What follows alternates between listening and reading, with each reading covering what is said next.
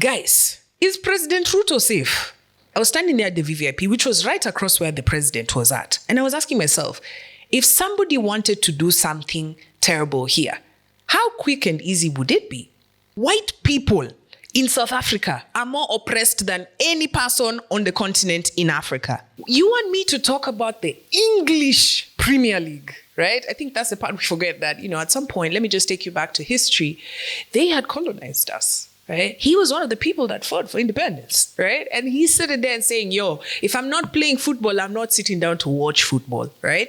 And I know you're sitting there asking yourself, is this a Kenyan thing? Well, I saw the Nigerian president telling Nigerians that, look, I know you guys are losing weight because the economy is tough, but I'm also losing weight myself, trying to fix it. Have you ever had Ebola starting anywhere else except in DRC? Anyway. And so you're seeing a president literally saying, wacha kutuwekelea, okay? We're handling it, we're managing it. Now let's bring it back to Kenya. Do you know how many isolation centers there are? 1. Do you know how difficult?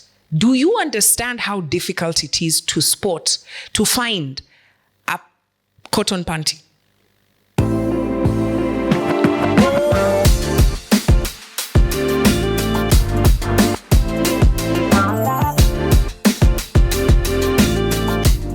It's official. Arsenal is finally the winner of the English Premier League 2025-2026 season. Congratulations. Some of us haven't slept because all we keep seeing and hearing are Arsenal fans celebrating. Let's watch this, man. Let's watch this. Run the tape.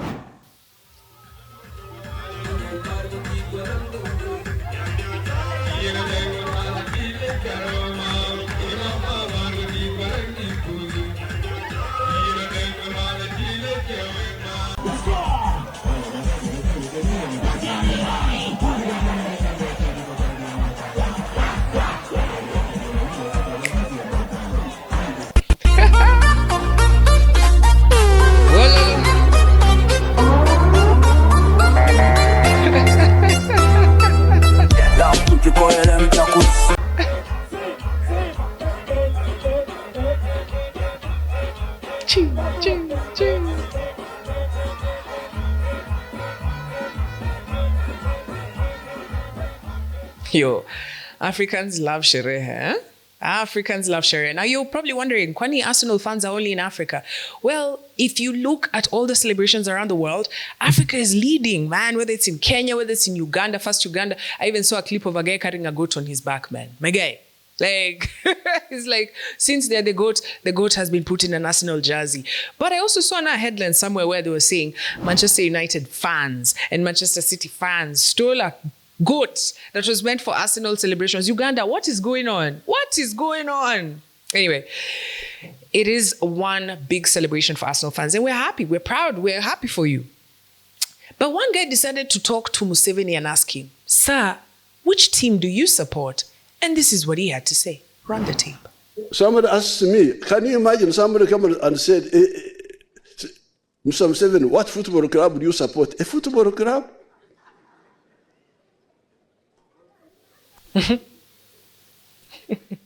I myself, I was a footballer. However, from 1966, when our country started getting into problems, I gave up football. I forgot. I don't play. If me, a footballer, I don't play, how can I go to watch other people playing? I am always thinking about Africa, no, not football club. All right. There's a man who clearly is tired of running a country, but he's still hanging on because Ugandans need him. And he's saying, look, you want me to talk about the English Premier League, right? I think that's the part we forget that, at some point, let me just take you back to history. They had colonized us, right? He was one of the people that fought for independence, right? And he's sitting there and saying, if I'm not playing football, I'm not sitting down to watch football, right? And I have to agree with the guy. To some degree. Look, I used to support, I've always grown up in Kenya.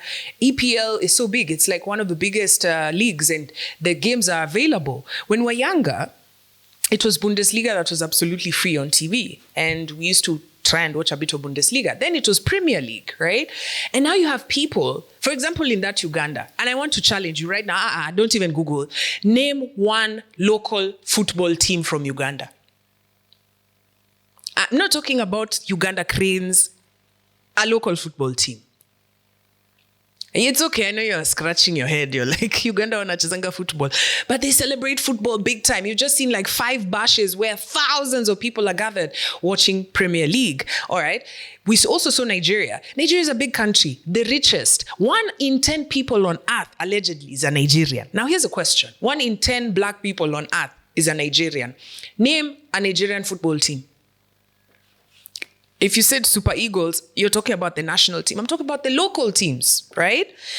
As the world was focused on this Premier League, and by the way, I think we have even celebrated more than some people from England. You know what I'm saying? Because fans of Arsenal all over the world, and especially here in Africa, there are more fans here, clearly, than in Europe. And worse still, as we're thinking about all these things, the Confederations Cup Africa, Confederation Africa, what is it called? CAF. See, we don't even know. It's the Champions League of Africa. It was going down this weekend. And of course, from South Africa, Mamelodi Sundowns won, right? And they were playing with a team from Morocco called Asfar. And that's as far as they went. They just got to the final, but didn't win because Mamelodi took that. But here's the thing. How many people in Africa know? How many people know? Exactly. Right? So while we're talking about this, I saw a post from MC Teargas here in Kenya, who was also alluding to this and saying, the way we are celebrating this team almost seems like slavery. Right? Like, are we subservient? Are we slaves to these teams abroad? By the way, I am a Man U fan. Like, this is what I've been raised. But we gotta raise some of these concerns, okay? We're here talking about Pan-Africanism, but you can't even mention one team from Nigeria, one team from South Sudan, yeah? You saw South Sudanese celebrating Kenya. I'm sure you can't mention a team from Kenya if you're not Kenyan. And other teams, right? The biggest football derby in the world is from Africa. The Soweto Derby is the largest in the world, but chances are you probably don't know the teams that are playing there. And more importantly, how many jerseys do you think are sold on the continent of Africa, whether real or fake? Because the average football fan has like maybe 4, right? Yeah. All that money is going abroad, right? And it again seems like we're subservient to these teams. Anyway, I just want to say congratulations to Arsenal. 22 years you waited for this, but there are some questions that are being asked.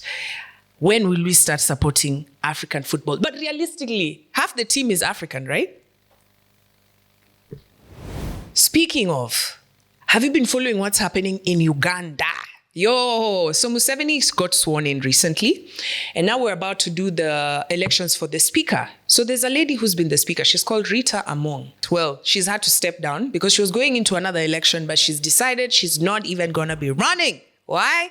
This lady found herself in the headlines because she bought a Rolls-Royce Cullinan. Now, I know you're probably asking yourselves, here in Diogani, this moti goes for 55 million. Between 55 million is the cheapest. You know that one where you called your guy, hapo Keru, hapo Iniitt, umemwambia cheki, right? I need to import a Rolls Royce, right? Second hand, maybe hapo 55. But a brand new one, 2026, 55 to 100 million Kenya shillings.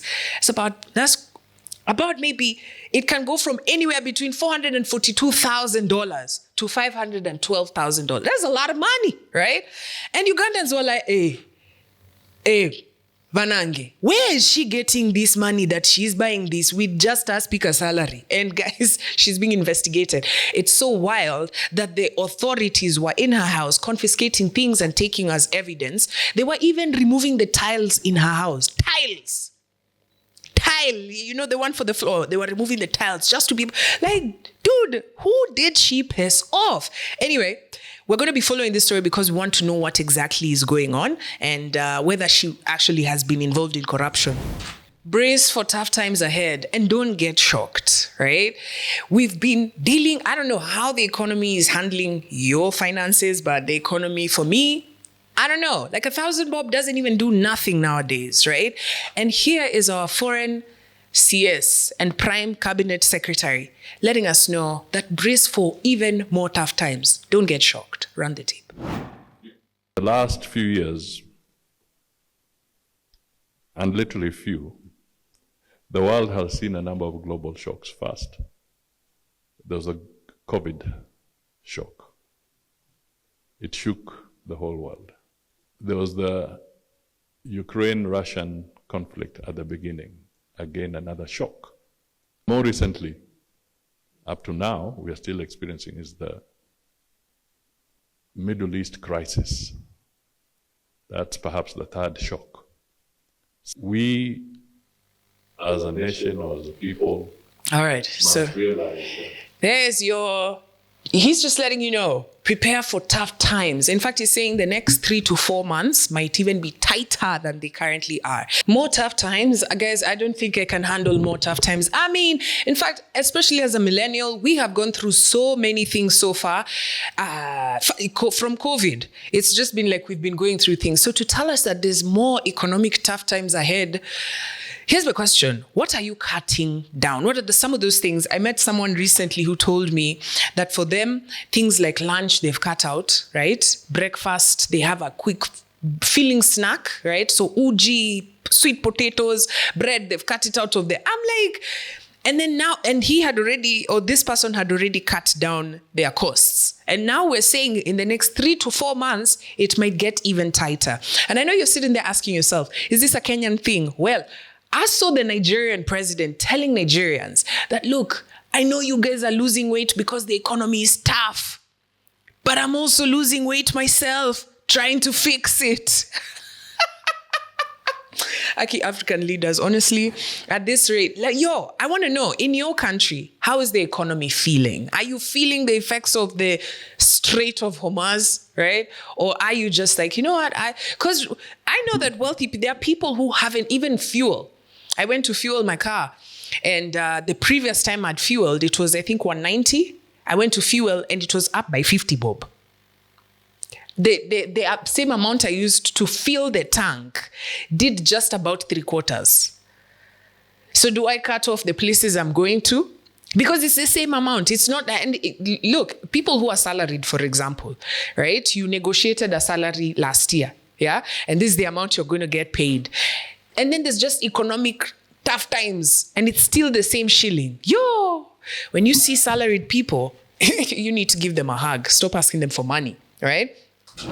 Speaking of other things you need to be worried about or concerned about, have you heard about Ebola?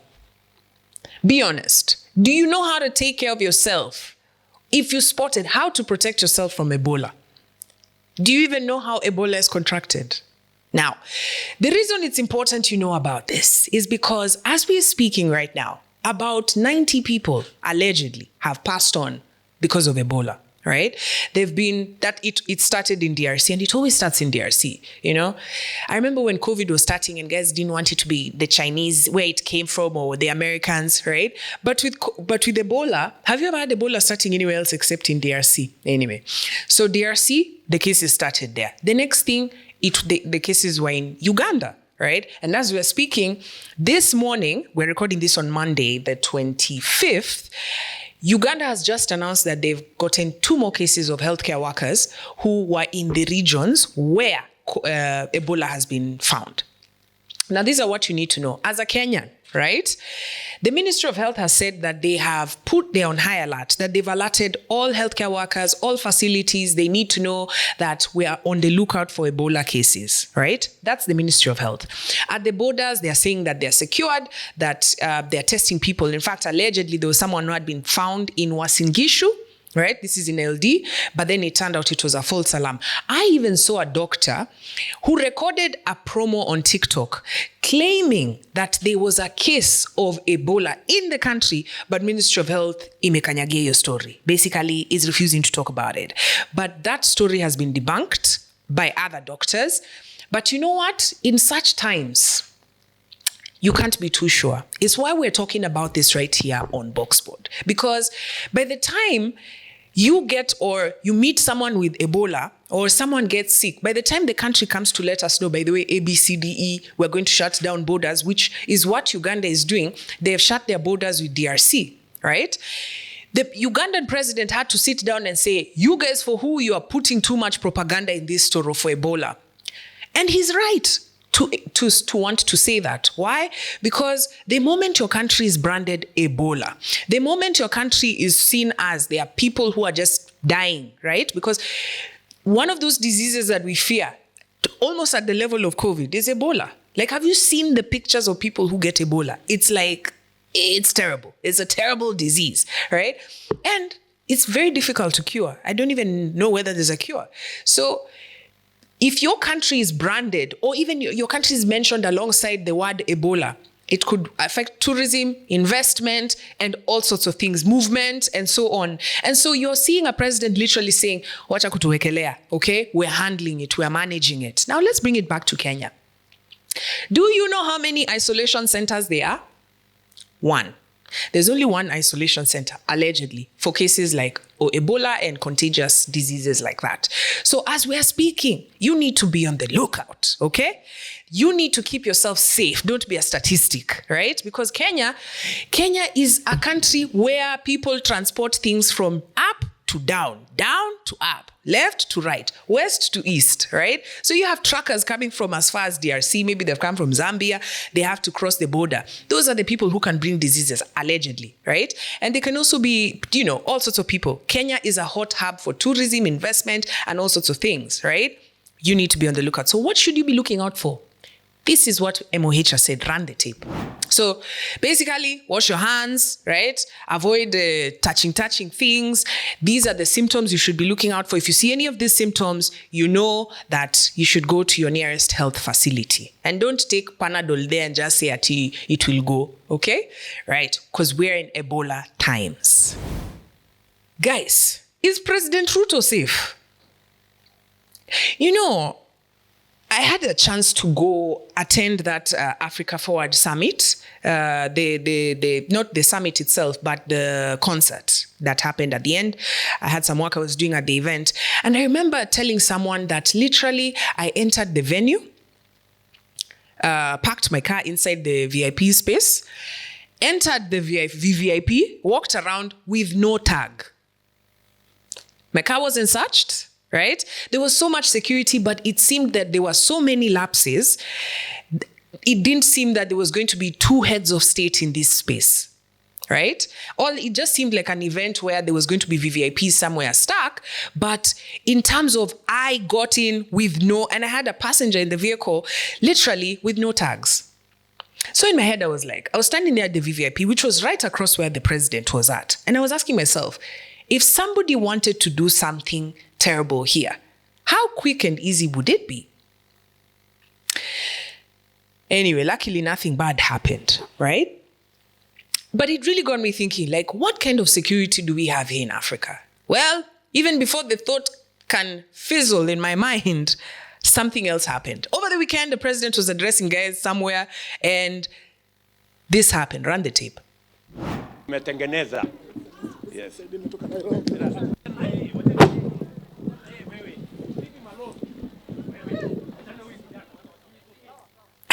Guys, that guy was being taken in the tent behind there to be finuad, right? Because how do you just access the president?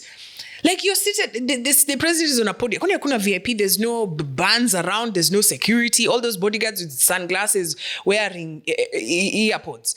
What are they usually doing? They are just watching TikTok videos. Because how is the president that accessible? Msee anakimbia paka na simu yake hivi ati yote ndio chop yourself. Msee nimetoka Nairobi, I don't know. First,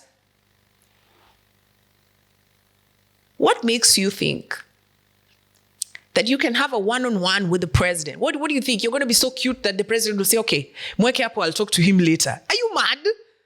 You're going to be dealt with by the security, right? This is not how things happen, right? But it's becoming more often, which is now I'm begging the question, is the president safe? Because this is not the first time. Let's see the other times this has happened. Run the tape. Vijana ya Wajia, asanteni. Pole. Vijana ya Wajia, asanteni. Can you imagine? Kwanza in Wajir.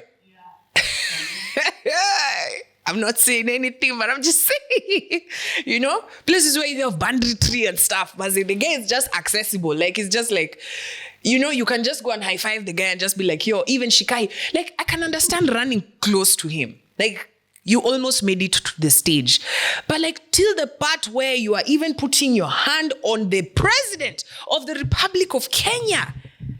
Bro, I mean, just imagine if there's someone who's pangiaing the president. They're just like, yo, we don't even need that Sijui to go to State House or Sijui find him. We just wait for him at a rally and we will just be able to walk, literally run to the stage and do whatever we want. It's crazy, right? No, it's super crazy. Anyway, good news is that Inspector General IG Kanja, when this incident happened yesterday, he immediately rearranged. So all these security detail that he had, they've been reshuffled, right? Because how many times can this happen, right? But I feel like there's a bigger question mark. There's a bigger question mark. I want you guys to remember. Do you remember President Moi? Right? Do you remember President Moi would stand on a podium and even the people who he's addressing, they are standing at attention. Why? Because you're all afraid of the guy. Right? But like, where we are today makes me wonder, huko Kiganjo wanafundishwa nini? Because if you've come to a presidential rally, see, the job is one. You are not talking on the podium. You're not at TCG dealing with the wananchi. You're manning just one person. Yani, let's imagine it's a football. What's your Arsenal? I know you understand this, right? You have 11 players in the pitch. The ball is what your eyes are on the ball, right? If the player comes from the other side and runs and passes all the defenders, the midfielders, the guys, you know, and then comes all the way back at the goal is just him and the goalpost, right? What the question here is, what were the 11 players on the pitch doing, right? Because there was only one job. It was to look at the ball. So I'm saying, guys, question mark. Because 3 times, these guys, they're not doing the right job. Something's cooking. I don't know what's cooking, but it doesn't look nice. Anyway, let's get in a plane. Box Pod Airways and go to South Africa, because of course, you know, the past couple of weeks South Africa has been hot. Why? South Africans are done with illegal immigrants, right? That's the story kwa grau, illegal immigrants. But it seems that even migrants who are there legally have caught a bit of the brunt, right? And they're being asked to leave the country. If you didn't know, now you know. While this is happening, I don't know if you remember when President Trump decided to extend an olive branch, to save and secure refugee status for what he claimed were oppressed white South Africans. Do you remember that story? Oh, you don't? Let me tell you what happened, right? So President Trump has been saying that there are white people in South Africa. In fact, in South Africa, white people are more oppressed than any other people on the continent.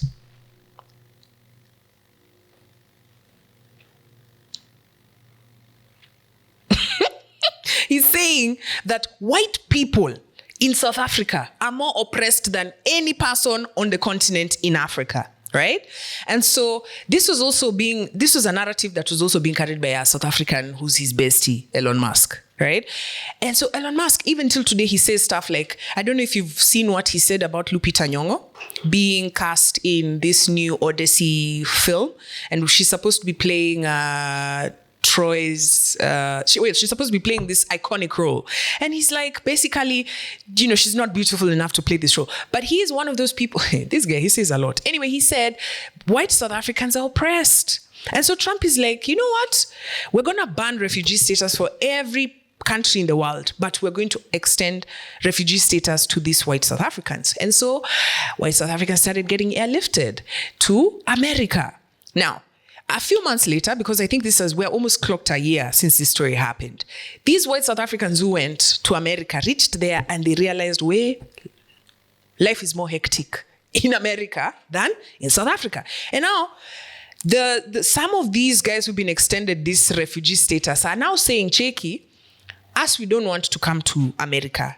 Help us create our own state here in Western Cape. And so they're looking at having their own, like, like, you know the way there was that movement in Kenya, Pwani si Kenya? You know about it? You're too young. Okay, that's a story for another day. So, these white South Africans want to have their own town. And guys, this is not a pipe dream. It's already happened. These towns are already starting to pop up in South Africa. For example, there's a town called Oranios. What's the name of that town? Orania. Yes, Orania.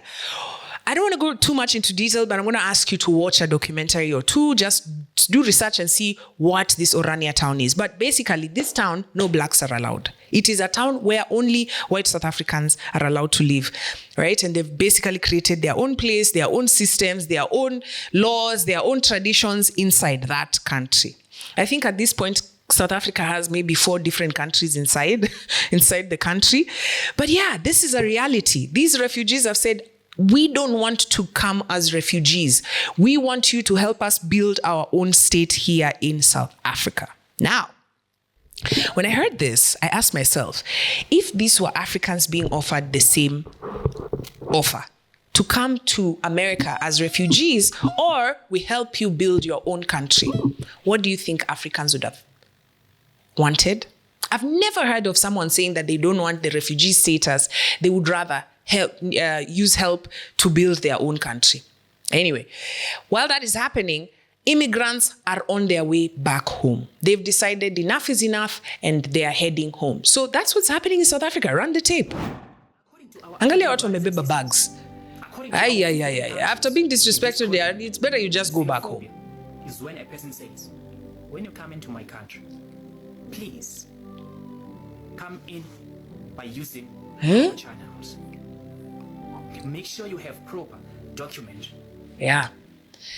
Anyway, the key thing, I'll just remind you, because we've been talking about this issue with that is unfolding in South Africa. And there's an episode where we talked about it. Do South Africans hate Africans? And a lot of South Africans have joined the conversation. They've been in my DMs sharing me and saying, it's not that we don't like other Africans, right? And they're saying that the media, the news, that the narrative that's being carried outside of the country is only portraying one side of the story, which is, they're just chasing they don't want other Africans there. You know, how dare you? Why aren't you chasing the white people? They say, we don't have a problem with Africans. We have a problem with illegal immigration.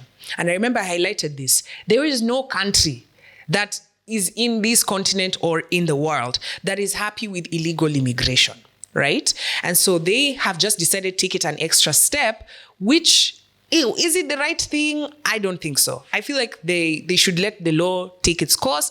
Their government is the one that has let them down. They should be protesting against the government that has allowed illegal immigrants to stay. It means their systems are not okay. So even if you strike today, after a few years, people will still come back. I remember Thabo Mbeki speaking about this issue, that South Africa will always be attractive. Why? Because people want jobs. People are looking for a better life, right? As we're speaking right now, if you're talking about, say, restaurants in South Africa, most of the workers in restaurants, in fast food joints, in petrol station attendants and whatnot are Africans. Right? Not South Africans, but Africans. So it's still a long conversation, but South Africans are very adamant that they are doing the right thing. They are not xenophobic. They are not Afrophobic. They are just against illegal immigration. But to the rest of the continent, it looks like Afrophobia. Sister, your panty could be killing you. Imagine. I never thought there'd be a day where I'd say something like that, but this is more important. This is the most important panty news you'll hear today. Allegedly, the quality of the material is causing things like even cancer and death. Ebu, run the tape.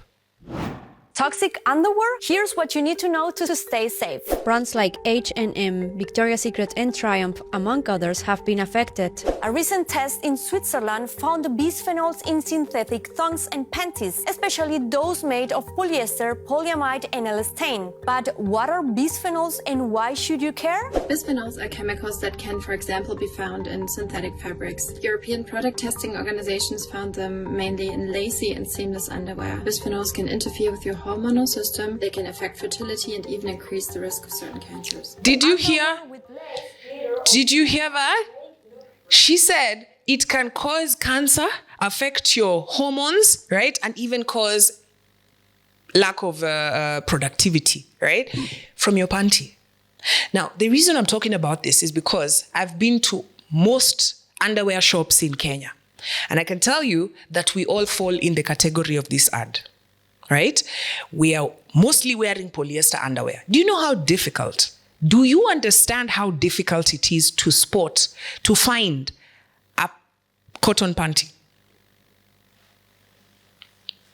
Do you know how difficult it is to spot a cotton panty? Right? Now they have more lace, they have more polyester, they have more these things that we're talking about that are causing all sorts of problems for us. As if this is not enough, I saw a report that for our tampon girls, I had to move from tampons, guys, because it's crazy, right? So they did a research and found 100% of the tampons they tested had lead and arsenic. I know you're looking at me like, so what is lead? Arsenic ni nini? Hizo ni vitu hazifai kwa suruali. They are not supposed to be in the underwear. They are things that can kill us, right? So I'm looking at tampons, I'm looking at thongs. Tampons, I've cancelled them. Like, you can't tell me anything about tampons. Like, I'm going, and I want to do a special plug here. The more organic sanitary towels, if you don't know, I've always spoken about like Ecobana. They make sanitary towels from banana leaves. Okay? I've gone to their factory. I can confirm that these products are green, no chemicals, right? So this is where we're at. You have to know about these things. If you don't know, now you know. Okay. There are things you see, and especially when it comes to podcasts. Podcasting space has given guys a chance to just really open their mouths and just say whatever is on their hearts, right? And there's one particular group of people, they usually say, oh, podcast bros, when they sit down on a podcast, they just, things just go left, right? And in this instance, I'm kind of about to agree. So a young man went on a podcast and he was talking about his relationship with his stepdad. And this is what he had to say. Something in what he had to say really rubbed me the wrong way. But I want to give you a chance to watch the clip and then I'll tell you my thoughts. Run the tape. Nikiwa mtoi siku mheshimu, lakini later on, before hata mjeshi adae, nilijaribu kumheshimu kwa sababu nilikuwa nataka kumweka kwa ile space ya kumuonyesha ni aje, bedhi unajua si buda yangu. Lakini sasa unajua ku deal with a weak man vile ni ngumu. Ni mbaya. Oh, he is a weak man. Yeah. Weak man step in hapa. Mbona unasema he is a weak man, alikulea mzee? Mbona alikubali kunilea? Si angepiga DNA mtu yangu tunaambia mabudasa hii. Tunaambia mabudasa yeye ndio pige DNA. Wewe unanileaje 20 years? Na mimi si mtoi wako. Kwa hivyo akichukua na Mokoro bado ulikuwa mless mbaya. Mokoro alikuwa na dumbo. Sasa unajua mimi nilikuwa naichukulia ni kama alichukua Mokoro akiwa na mtoi. Hapana rada. Vile tulipatana buda. Okay. So here's a young man. He's talking about when he was young, he didn't know that the guy who's raising him was his stepdad. But then in the course of time, he found out that someone else is actually his dad. The person who's actually his dad is a popular DJ, right? And he says, that's my actual biological father. But this guy who was raising me, like he's saying, why is he, I tried to tell him like, you're not my real dad. But then, he's a weak man. He can't understand these things, right? He calls his stepdad a weak man. On top of that, he says, like, bro, why would you not take a DNA test? Why would you agree to raise a child that's not yours? There's a saying in English, don't bite the hand that feeds you, right? This particular clip, guys, I'm so annoyed. How can somebody take the opportunity to raise you, right? They could have easily just not been in the picture, right? But you're here, which means that this person did their best. It might not have been to what you would have wanted. I mean, generally, everybody wants to be raised by their biological, you didn't ask to be on this earth. Why did your biological father leave you? But here is someone who has stepped up. They've stepped up. Yeah? They want to be in a relationship with your mom, but they've accepted that your mom came with you. And they've taken that opportunity and they've said, you know what? If, like, when you go to school and they ask you, who's your father? I'm here. When you're there outside, when your kids are playing and they ask you, where's your father? You have one. Someone has stepped up in that gap that was there. And then you grow up, become a man, and sit down on a podcast, understanding what this person has done for you. Your whole life, you wouldn't be here. And then you sit down on a podcast and call him a weak man. And then throw it in his face that he should have known. Instead of taking someone else's responsibility to have done DNA. This is the most ungrateful thing I've ever had. The most ungrateful. I wonder, this man, when he sees these clips, because you know the internet, we live in a small world right now. Let's imagine the guy wakes up or a friend of his sends him the clip and sees you seated on a podcast, calling him a weak man. What do you think? And I know, guys, look, I know that parents also come with their own baggage. I know that nobody is perfect, right? But I'm starting to feel like we're in a space where people think that they can say whatever they want to say, even personal issues, and just, not even give the person a right of reply. Because I would now want to hear his side of the story. But you don't understand the impact of your words. And that's the crazy part. There's a young man right now who's making that decision. He's fallen in love with a girl. She has a baby. But he's like, you know what? I want to step in and, we'll raise this family together. I'll take yours as mine. So many men have done that. So many men have done that, including for me. Right? And I every day I thank God for my dad. Every day I thank God for my dad, because that's a man who stepped up. Everybody has their weaknesses, but you don't sit down and say, that weak guy. Now, you just imagine there's a man right now, a young man who's like, okay, I'm going to take responsibility. And then he's hearing from a child who went through that. He's like, hey, now I'm imagining that one day in the future, this child will be talking badly about me like this. Let me not do it. And I've heard people say stuff like that. I've heard people say that. They say, you'll raise this child and then the child will one day come to tell you that they're going to be with their parent, they're going to look for their biological parent. It's your right to look for your biological parent, but mpe ule mwenye amekuwa in your life ile heshima ana deserve. You don't have to like each other.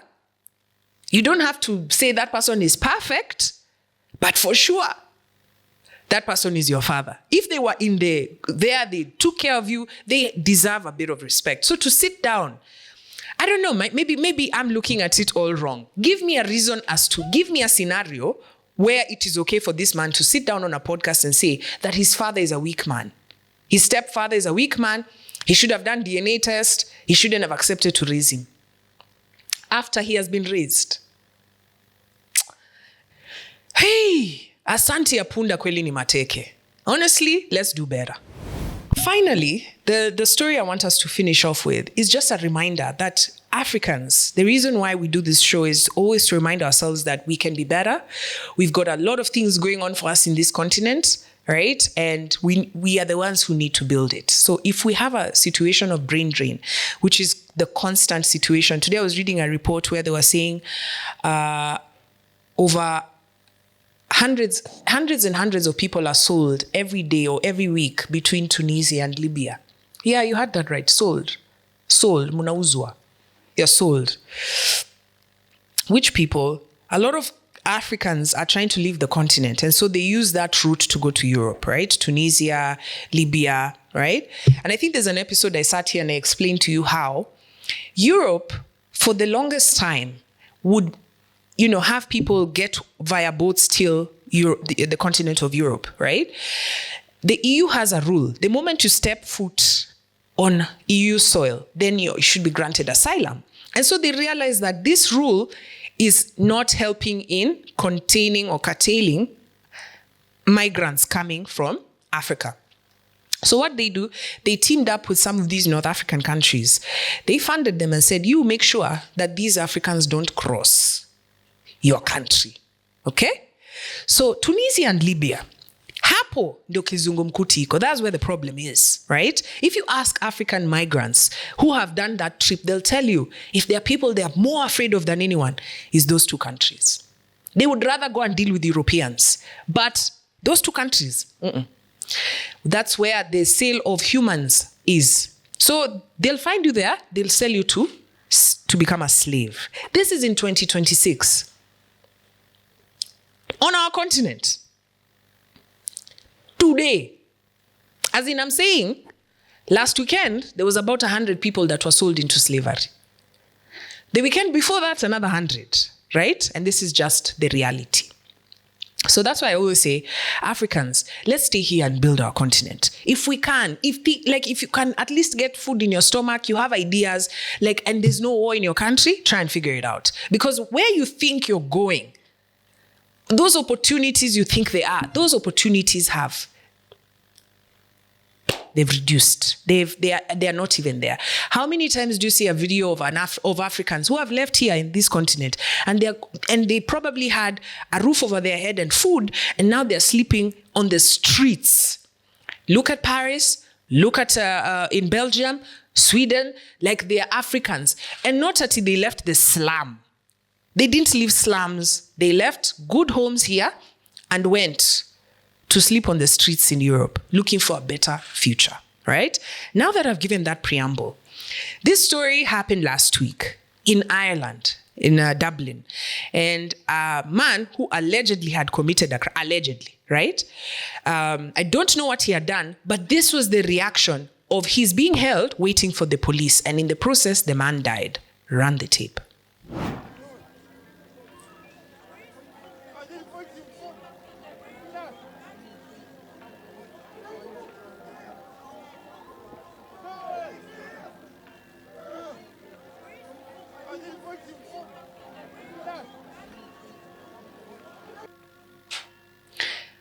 Look at that. A young Congolese man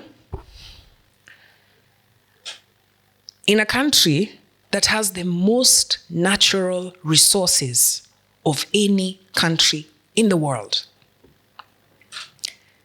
In a country that has over, trillions and trillions of dollars of resources that the world needs. Not resources that, resources that the world needs right now, right? Because his country is in turmoil and has never seen peace, the man had to go and die in Dublin, in the hands of the public. Why? Because they're trying to restrain him. Now, let me put this in perspective. Have you ever seen a video of a Caucasian man being held until he died? Like a white guy. Have you ever seen a video like that? Like a white guy just being killed on the street. You've never seen, yeah? Have you ever seen a video of an Indian guy, right? Or a brown guy, let me say brown, being held, put down on the ground, for whatever reason, and being killed? Like even if it's being arrested by a police officer. Have you ever seen? Okay. But how many times do you see videos of black people?